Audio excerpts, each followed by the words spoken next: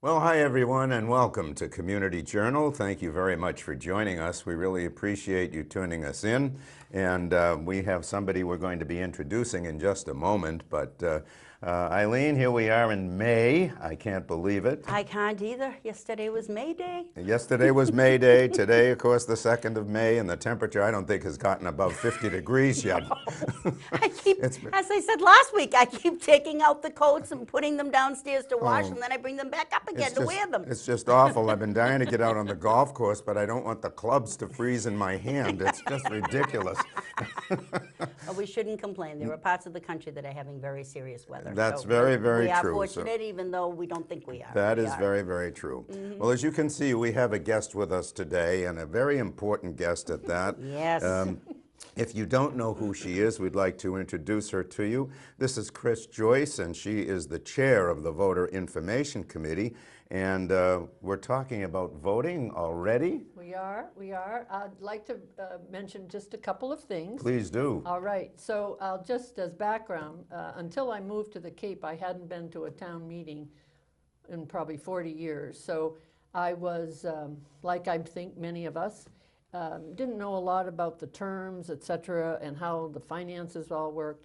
And together with Brooks Free Library, the Voter Information Committee taped a wonderful program. Carol Coppola, who's our finance director here, put on approximately an hour program on Municipal Finance 101. So it answers those kind of questions about how a budget's put together, what a revolving fund is, all that kind of good stuff. So Wow. I would like to recommend that in prep for the town meeting, folks go on to the town website, Channel 18 under the departments section, and look for that program. It's also on YouTube, as I recall. And the name of it again is? Municipal Finance 101. Okay, boy. Municipal Finance 101. Well, I I think like I need that. to look it up. I'm telling you, Carol can take a very complicated subject and make it so understandable for those of us who aren't in that Such a profession. gift. Oh, that is a gift to be able Yeah. to, be able to explain to lay people She's fabulous. what She's she fabulous. knows. That's Yep. great.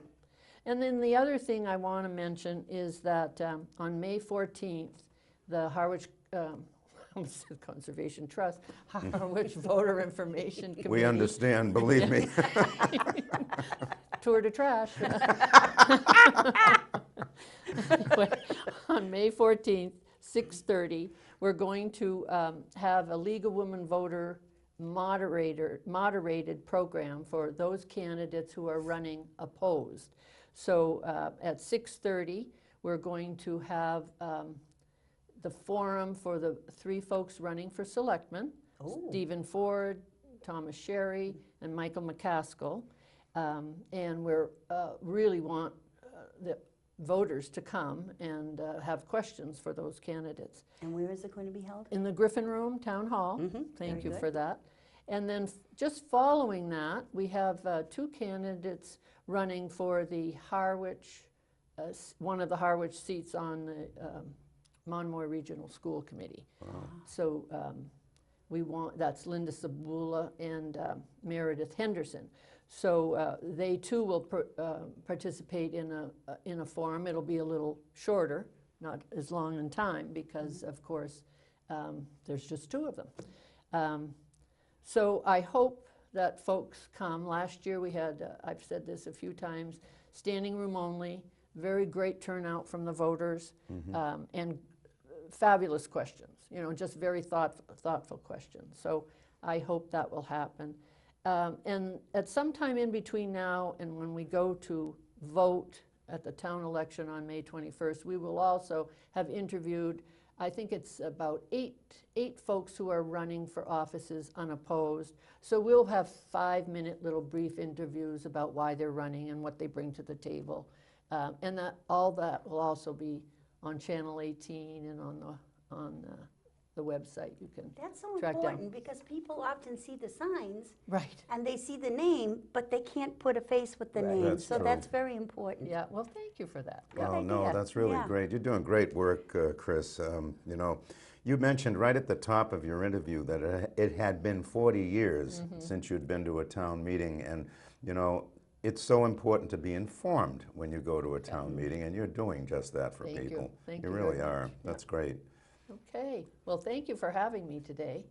And well, thank you for taking time to coming on today. We really appreciate that. And My pleasure. you know, we really hope that people do take advantage of what you are offering, and with that, show up at town meeting, and then you'll be well informed when you get there. And also, when it's time to vote, you will be more informed when it's time to vote. Thanks again, Chris. We You're welcome. appreciate it. Thank Thank both, you. Eileen, Thank you Jack. for Yep. coming. We're now going to go to our Cemetery Commission update with Karen Young, who I believe is the commissioner of the Cemetery Commission. And she sat down with, excuse me, Robin Kelly, Dinah Lane. All three of them sat down together to bring us up to date as to what's going on there. So let's take a look.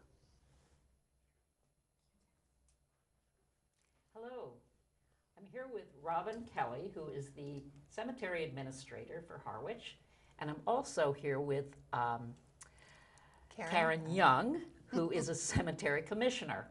And they are here to help fill in some important facts about the upcoming article, which is going to be brought up at the town meeting. And so there are two articles, actually, I believe. It's Article 58 and 59, is that correct? Yes. Okay. Yeah. And I know it has to do with the pet cemetery That's correct. that you've been working very hard Pet on. burial ground. Pet burial ground. Thank you. And I'd like to know a little bit about what your aim was in trying to establish this. Okay. So we decided to do the pet burial ground because a lot of people wanted to bury their pets in their lots. And our rules and regulations, it's forbidden. And in Massachusetts state law, you can't bury pets in cemeteries. That's why this is called the burial ground. Okay, I see. I see. Okay. All right, great. And what is it that you hope to accomplish with this? Is it going to be something that is, I know many people are concerned about their taxes going up as a result of this. I have read some things in the paper about it. And I'm wondering, what is the situation with the finances regarding this? Well, first we have to create a revolving account. And with the revolving account, all the pet owners will be paying for the lots. It'll go into the revolving account, and that revolving account then will be able to finish the pet burial ground. So there won't be any tax burden on the taxpayers. It's going to come from the sale of lots from the pet owners and the interment fees from the people when they inter their pets at the pet burial ground. I see. Okay.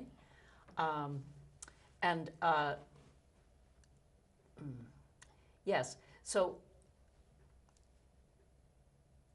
Karen, could you tell me what the Cemetery Commission has done with regard to this? What is the role of the Cemetery Commission? The role of the Cemetery Commission really is to support the cemetery administrator, or not. We are all, and I do speak for the whole Cemetery Commission, are in favor of the project.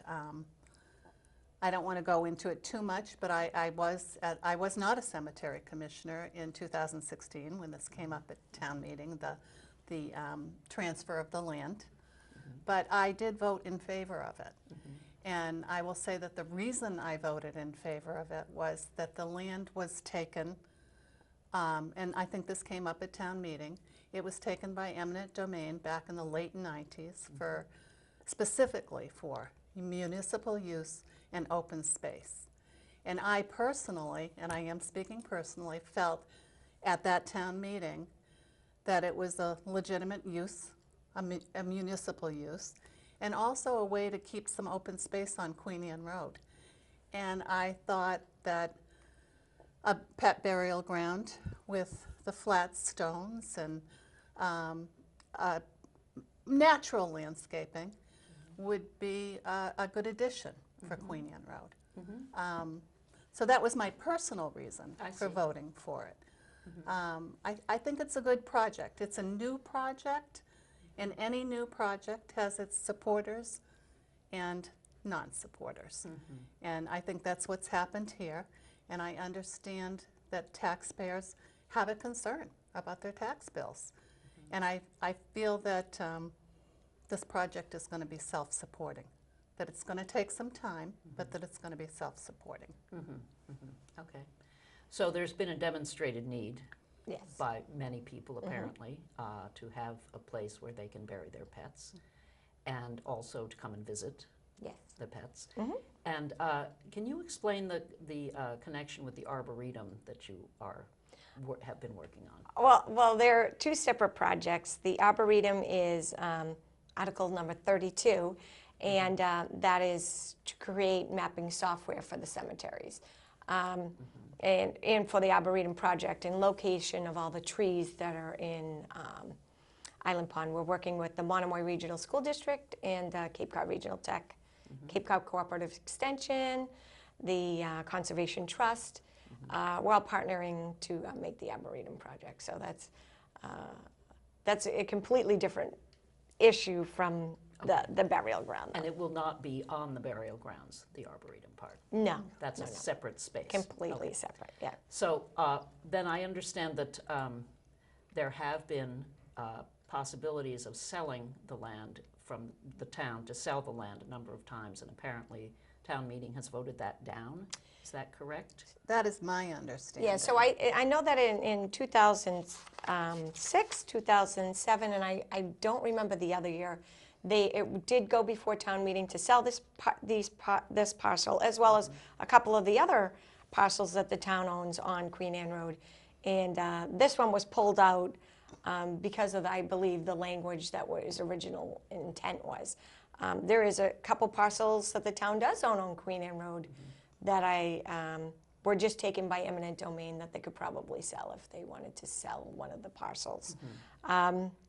Okay. Another question that has risen, people are concerned about the costs. And I actually did get documentation from Lincoln Hooper, and I don't know if we can show that slide. So, so the costs for the maintenance and everyday yearly activities for this annual costs, I guess, for the burial ground. So we have water at Evergreen Cemetery, and has the exact same well system that we put in at it's already installed at the pet burial ground.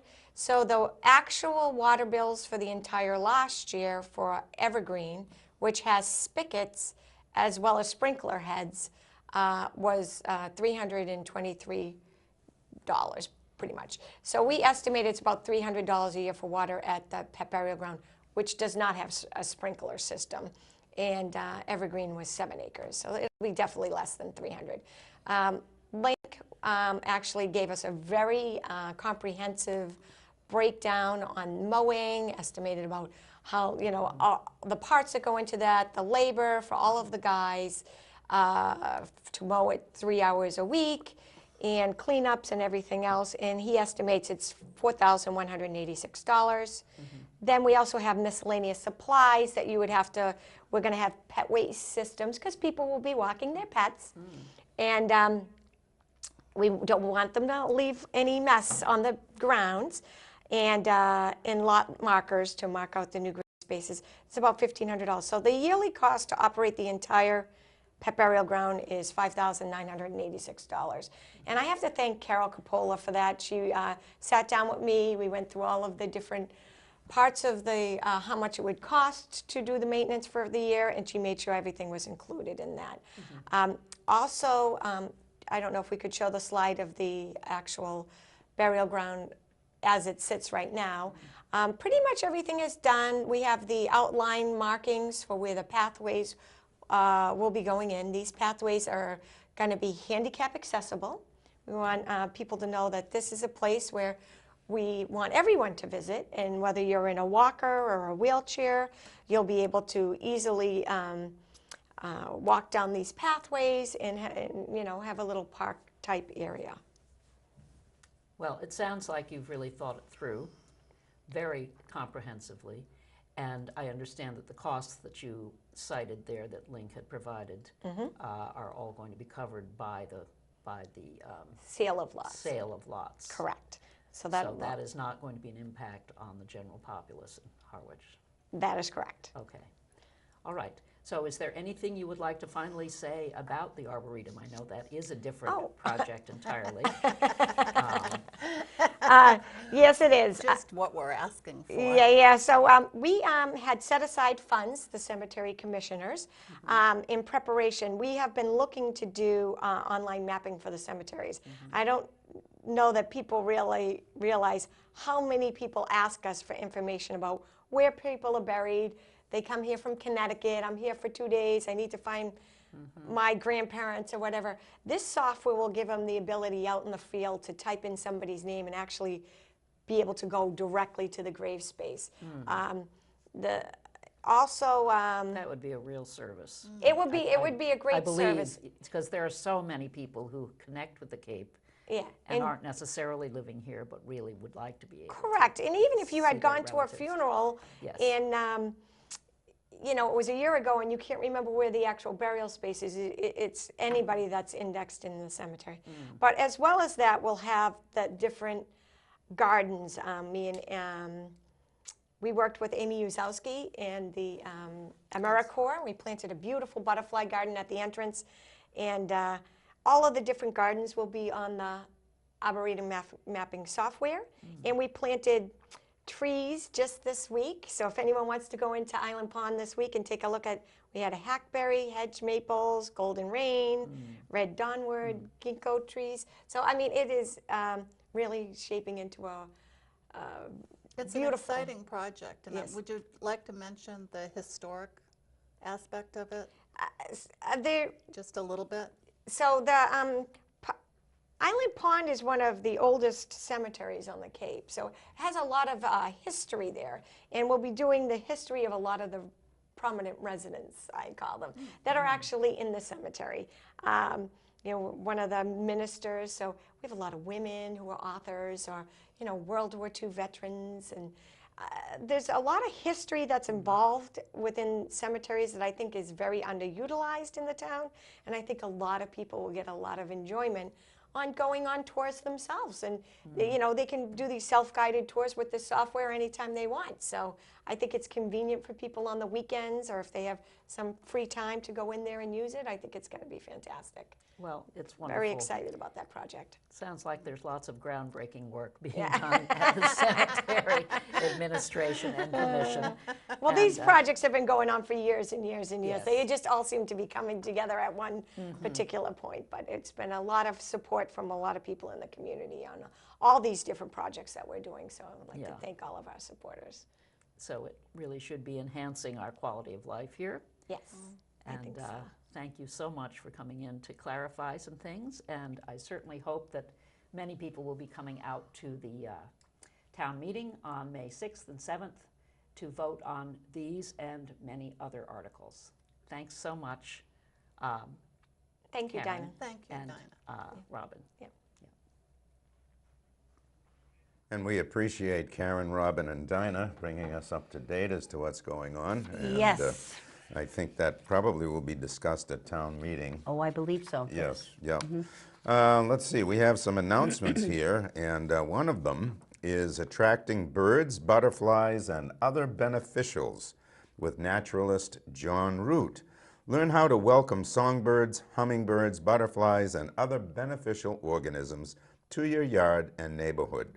This is going to be taking place Wednesday, May 8th at 2:30 p.m. at the Harwich Community Center, right here. Free admission, perennials for edible landscaping, and welcoming birds and pollinators will be offered for sale. So sounds like a nice take, and It it's does. sponsored by the Harwich Conservation Trust. They do so much good work. It's a nice take, May 8th, 2:30 p.m. What do Very you good. have there? Well, I have the Cape Cod Theater Company, home of the Harwich Junior Theater, and they are presenting a special program, and I hope I'm pronouncing this correctly. Good luck. Oh, thank That's you. Why, Yes, that's why you're doing it, not I me. see now why you handed me this to do. Thanks, Jack. Oh, you're so sweet. Asclepios, the dream healing god, is coming to America. The lecture slideshow, Asclepios and the Practice of Dream Healing in Ancient Greece, will be presented at the Arts Center on Thursday, May 9th at 7 p.m. The fee is $15. It will be a staged reading named The Man in the Jar, a play on the Greek philosopher-slave Diogenes. Presenter and author is Dr. Edward Tick, PhD, psychotherapist, Greek scholar, poet, and author. So if you are interested, it will be presented at the Arts Center, 265 Sisson Road, on Thursday, May 9th, 7 p.m., $15 fee. Very good. Yes, And sounds interesting. It does sound interesting. And we just want to remind you again that town meeting is May 6th, 7th, and possibly May 8th. Possibly 3 nights this year. Maybe not, but very well could be. Well, the warrant has, I think, at least 64 69 articles, I 69, think. is it? Yeah, there's quite a few. somewhere in the 60s. And Eileen, you've got a great deal for people that need to come to town meeting. I have 2 great deals. I'll start with the younger set. The Harwich Recreation and Youth will be providing town meeting childcare May 6th and 7th and possibly the 8th if it's needed. On-site childcare is available at no cost through the Harwich Recreation Department. It will be here at the community center at 7 p.m. Kids of all ages are invited to be here. Space is limited, so pre-registration is absolutely required. Registration can be made by calling the Recreation and Youth Department at 508-430-7553. Please make your family reservations as early as you possibly can. And again, it's May 6th and 7th and possibly May 8th if town meeting needs a 3rd night to run. Very good. Yes, shall And I read the other one? Yeah, there's another a good deal here Yes, at the other end of the age. at the other end of the age spectrum, Yes, where we are. I know. The Harwich Council on Aging is pleased to offer transportation services to the May 2019 annual town meeting. Again, the dates are May 6th, 7th, and possibly the 8th. You will be picked up at home in time to arrive at the Harwich Community Center no later than 6:45. The meeting starts at 7. You have 2 options to return home, so please pay attention. Leave the Harwich Community Center at 9 p.m. or leave the Harwich Community Center when the meeting ends for the evening. So there'll be 2 times that you can take the transportation home, either at 9 p.m. on the night of the meeting or when the meeting ends for the evening. Transportation will be provided in the handicap-accessible Cranberry Coach van, but you must call the Harwich Council on Aging, and this is the number, so get your pen and paper ready, 508-430-7550 by Friday, May 3rd, by 4 p.m. on Friday, May 3rd. You need to make that reservation to schedule your ride. And when you do make the call, please indicate your preferred return option when you call. Either 9 p.m. or at the end when the meeting ends. And the meeting can go quite late, guys, so keep that in mind. Okay, very good. That's a Yes. great deal to get Wonderful. people to town meeting, Yes. which is really So good. you have no excuse out there not to come to town meeting. That's right. Now, we also have an election coming up, not in the not too distant future. There's going to be a voter, candidate forum in the Griffin Room at Town Hall, Tuesday, May 14th at 6:30 p.m. And that's going to be followed by the Monomoy Regional School Committee, Tuesday, May 14th at approximately 7:50 p.m. So here is a chance to ask some questions and find out more about our candidates that are running.